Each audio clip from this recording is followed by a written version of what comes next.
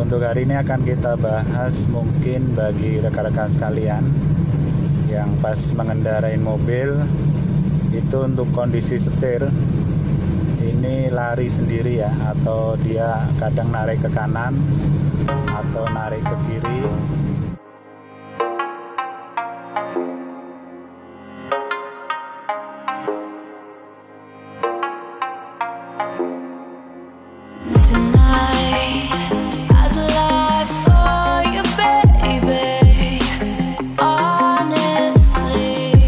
Assalamualaikum warahmatullahi wabarakatuh. Semoga di hari ini kita selalu dalam kesehatan dan kebarokan, amin. Untuk hari ini akan kita bahas mungkin bagi rekan-rekan sekalian yang pas mengendarai mobil itu untuk kondisi setir ini lari sendiri ya, atau dia kadang narik ke kanan atau narik ke kiri, sehingga kalau kita lepas itu dia akan jalan dengan sendirinya.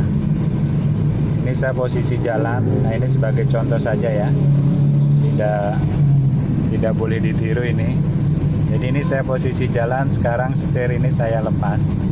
Nah ini ya, ini jadi tidak saya setir, dia kondisi lurus, berarti menandakan bahwa kondisi setir mobil ini atau di kaki-kaki itu masih dalam pas pada posisinya. Jadi untuk setir ini lari ke kanan atau ke kiri itu ada beberapa sebab ya. Di antaranya adalah karena tekanan ban yang tidak sama untuk di bagian depan. Jadi tekanan ban yang tidak sama di bagian depan itu bisa menyebabkan setir itu juga lari ke kiri atau lari ke kanan. Jadi dia narik. Yang kedua adalah bisa terjadi karena ada kerusakan dari terot. Nah, jadi ada kerusakan dari terot kanan atau kiri, itu juga bisa menyebabkan setir itu lari ke kanan atau ke kiri. Terus yang berikutnya juga bisa terjadi karena ada kerusakan dari idel arm ya. Jadi idel armnya udah bermasalah, itu juga bisa menyebabkan setir itu lari ke kanan atau ke kiri. Juga bisa dari kerusakan lem terot. Nah itu ya. Jadi ada beberapa sebab kenapa setir itu lari ke kanan atau lari ke kiri. Nah bagi rekan-rekan sekalian yang mobilnya kok tiba-tiba mengalami setirnya itu lari ke kanan atau lari ke kiri, langkah yang pertama adalah kita cukup yaitu cek untuk tekanan ban. Jadi usahakan tekanan ban kita ini yang terutama bagian depan itu harus sama antara kanan dan kiri. Terus yang selanjutnya adalah ini yang sering terjadi ketika kita servis di bagian kaki-kaki, terutama untuk di bagian depan ya, kita ganti karet, terus ganti salah satu terot, atau mungkin ganti idel arm, atau mungkin ganti rack end. Nah itu yang tadinya mobil sebelum kita ganti kaki-kaki baik idel arm atau mungkin terot, itu kondisi setirnya normal. Jadi kalau kita lepas semacam ini, dia tidak lari ke kanan atau lari ke kiri ya. Tapi setelah kita servis, kita ganti salah satu komponen untuk di bagian kaki-kaki, terutama kaki depan, itu kok bisa lari ke kanan atau lari ke kiri. Nah itu yang jadi masalah adalah bukan berarti spare part yang kita ganti itu tidak sesuai atau mungkin ada kerusakan lain.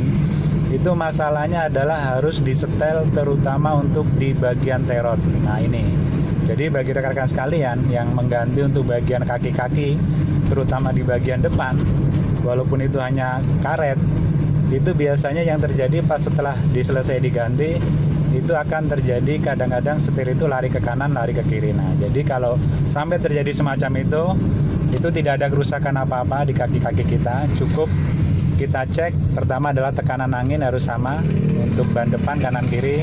Yang kedua adalah kita sporing ya, kita setel lagi adalah untuk di bagian terotnya. Nah insya Allah kalau kita setel di bagian terotnya, nanti dia akan kembali normal lagi, atau kita sporing kembali normal lagi. Nah atau mungkin pas penggantian shock breaker. Nah itu ya, karena saya juga pernah mengalami begitu ganti shock breaker itu posisi setir normal, tidak lari ke kanan, lari ke kiri, tapi tiba-tiba dia ngenain ban ya. Jadi ban itu habis sebelah. Waktu itu kalau nggak salah habis di sebelah kanan. Padahal tadinya sebelum saya ganti shock breaker itu kondisi ban ya normal, tidak terjadi makan sebelah, tidak terjadi aus sebelah. Nah, tapi setelah saya ganti shock breaker, nah ternyata ban saya ini makan sebelah. Nah, setelah saya cek, itu salah satunya ya harus disetel ulang atau disporing, terutama adalah untuk di bagian terotnya. Jadi ini saya contoh ketika mengganti shock breaker mobil ya, untuk di mobil sedan ini saya ganti shock breaker bagian depan. Waktu itu tidak langsung saya sporing. Jadi saya ganti, tidak saya sporing karena pikir saya tidak akan terjadi apa-apa untuk di bannya. Tapi setelah berjalan 2 bulan, saya cek itu ban saya itu makan sebelah kanan bagian dalam. Ini contoh bannya yang kemakan. Ini contoh bannya ketika saya ganti shock breaker tanpa saya sporing. Jadi dia makan bagian dalam. Jadi untuk rekan-rekan sekalian yang mengganti kaki-kaki walaupun itu shock breaker, itu usahakan langsung disporing ya, karena bisa terjadi semacam ini. Ini kadang-kadang tanpa kita sadarin, tahu-tahu ban kita habis saja sebelah. Nah ini contohnya saya ganti shock breaker tanpa disporing. Nah itu kira-kira. Jadi bagi rekan-rekan sekalian yang memperbaiki kaki-kaki, usahakan setelah diperbaikin adalah kita sporing. Kalau seandainya tidak ada sporing yang menggunakan otomatis atau alat, bisa yaitu dengan menggunakan manual, dan itu cukup mudah dilakukan ya. Karena saya sendiri kalau untuk sporing, karena memang di sekitaran kota saya ini jarang atau tidak ada, bahkan harus perjalanan 60 km untuk sporing yang menggunakan alat, cukup saya sporingkan yaitu dengan menggunakan tali. Kalau saya sempat ya saya sporing sendiri, kalau saya nggak sempat ya biasanya saya minta tolong kawan yang bengkel yang memang dia spesialis bisa untuk mengerjakan sporing atau nyetel di bagian terot. Saya rasa itu aja infonya, semoga bermanfaat. Mohon maaf bila kurang berkenan. Assalamualaikum warahmatullahi wabarakatuh.